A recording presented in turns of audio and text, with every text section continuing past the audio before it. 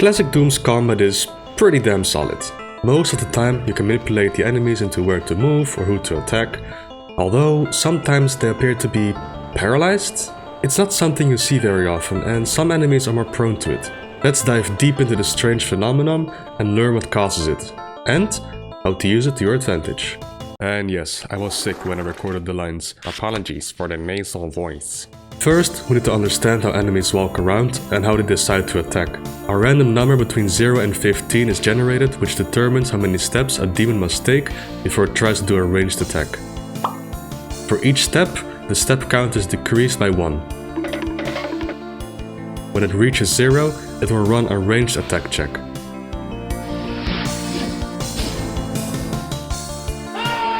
As long as the step counter is not 0, the enemy will never do a ranged attack unless you're within melee range or playing with fast monsters enabled. Melee attacks are always performed when near the target and ignore the step counting check.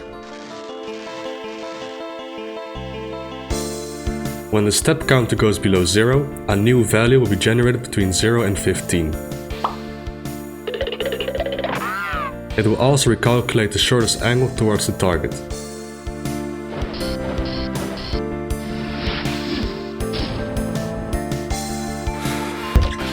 If the target is not directly reachable, the enemy will try out different angles. It's done like this. The enemy will try to take a step equivalent to its speed value. There's an obstacle here that will turn around in steps of 45 degrees. Whether it first goes clockwise or counterclockwise is random, 50% chance. If the next angle also has an obstacle, try again. It will keep trying until it can take a step. This is why you can see enemies spin around when they're placed on high towers, and also why enemies appear to retreat if they cannot reach you. Nope. What happens if all 8 directions are blocked off? Then you get a paralyzed demon, at least as long as the move counter is not 0. If it's 0, it will still be able to attack you. When an enemy wakes up, its step counter is essentially -1. On its first successful step, it will generate a new step counter value, but if you manage to completely block off an enemy before it's able to take a single step, its move count will keep decrementing into the negatives. The moment it's able to take a step, its step counter resets and will attack you when its value reaches 0. So, you can completely paralyze a demon by sneakily hugging it from behind while they are asleep and have no room to take a step into any of its 8 directions. Not a situation you encounter often, honestly. What about paralyzing demons during the heat of combat? That can be really tricky. Remember, as long as the step counter is not 0, it will never do a ranged attack. But if it's awake and was able to move before getting stuck, its step counter will decrease to 0 and will attack you from up close. So, trying to get an enemy stuck that is targeting you is a no-go. What you could do, however, is get an enemy stuck that is targeting something else. This way its step counter will reach 0, and if the target is not in its line of sight, it will not attack. It will also not attack if the ranged attack's distance check fails. The farther away the target is, the higher the chances are it will not attack.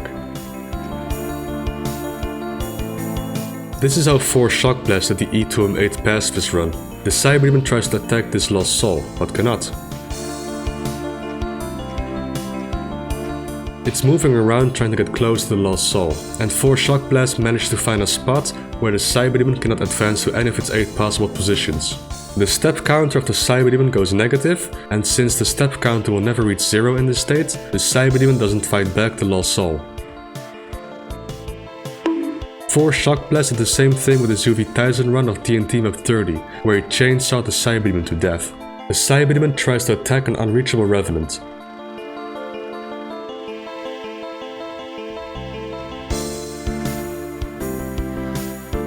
Four shock blasts positioned himself in a way that the Cyberdemon was facing 8 obstacles to get him stuck. And since the step count is negative and won't reach 0 anytime soon, it wasn't able to retaliate while getting chopped up. Are enemies really stuck forever? Well, somewhat. Step counters are stored in 16-bit integers, so at some point the step counter will underflow to around 33,000. Then it will decrement back to 0 and boom, the enemy will be able to attack again and runs off.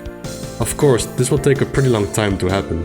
We can do a quick back of the envelope calculation how long it would take for a stuck Cyberdemon to retaliate. A Cyberdemon takes a step every 3 ticks, so that is 1 step every 85 milliseconds. It would take 65,535 steps for the step counter to wrap around to 0. That is around 1 hour and a half worth of paralysis. Wowie! So, you can get enemies stuck by getting comfortable with them before they wake up, or while they're chasing down other unreachable targets. There's one more way to paralyze monsters, and that is through, drumroll please, the block map of course. I don't know how often I have to bring up that the block map is a buggy mess, but yes, the block map can also cause enemies to get stuck. A quick crash course. The block map is a grid of 128 by 128 blocks. When doing collision checks, only the collision inside the block is checked to greatly speed up calculation.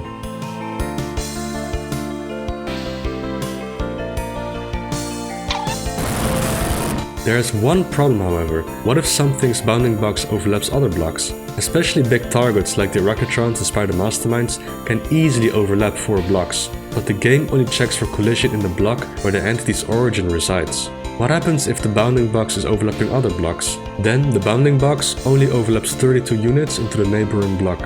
This means you can clip into an Rocketron or Spider Mastermind if they're close to a neighboring block. Because their bounding box detects an obstacle in each of the 8 possible directions, they will be paralyzed.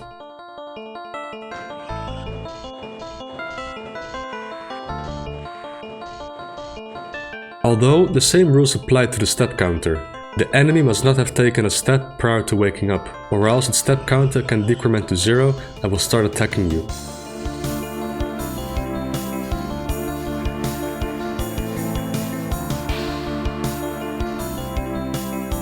But yes, if you sneak up to a Rocketron or Spider Mastermind without them waking up, you can get them stuck if the block map grid is in your favor. You can double check this in the auto map and by pressing G. This doesn't only affect Rocketron's and Spider Masterminds however, Mancubi and Cyberdemons can also be paralyzed through this method.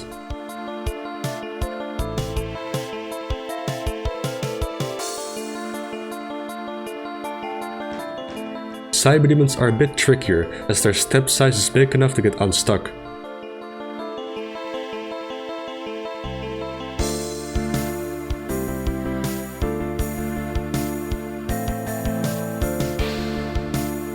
But if the Cyberdemon is close to a wall or some other obstacle, it won't be able to move. This is probably the most common paralysis you'll see with Spider Masterminds, especially when she's getting pummeled by a bunch of melee monsters. Because of her huge bounding box, the overlap to other blocks is inevitable. Enemies angry at her will clip into her bounding box and she won't be able to move. Getting a Spider Mastermind stuck with Pinkies or Revenants is fairly trivial and can be pulled off rather consistently if the block map grid is positioned correctly. If you are in her line of sight when her step counter is 0, you risk her shooting you and killing some of the enemies, opening up a way for her to move again. Mancubi and Cyberdemons are a bit trickier to do because there isn't much block overlap, but it's still possible if they're near a wall or some other obstacle. Can you paralyze any monster you want? No, not those with a melee state as they ignore the step counter check.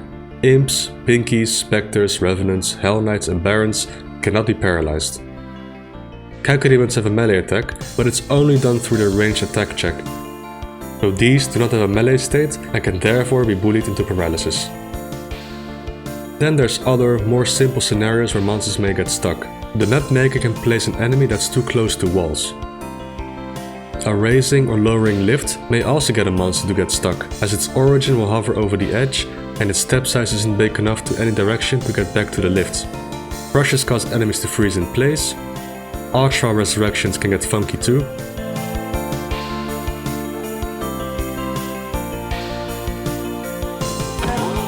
I really hope this information opens up some new strategies or exploits for speedrunners or other challenges, as this topic is quite undocumented. Glad you stuck around until the end, and I'm happy if you found this video useful or entertaining.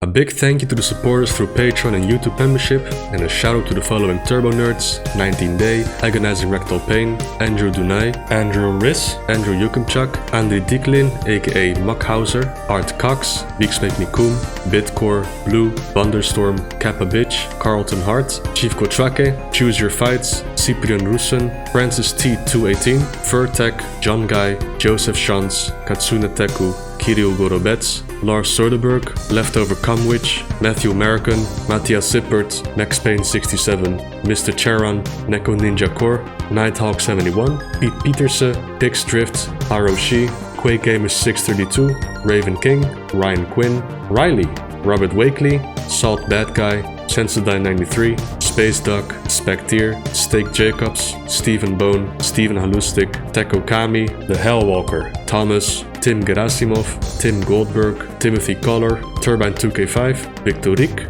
Booze Ace, and Zep Rouse Dower. Catch you in the next video.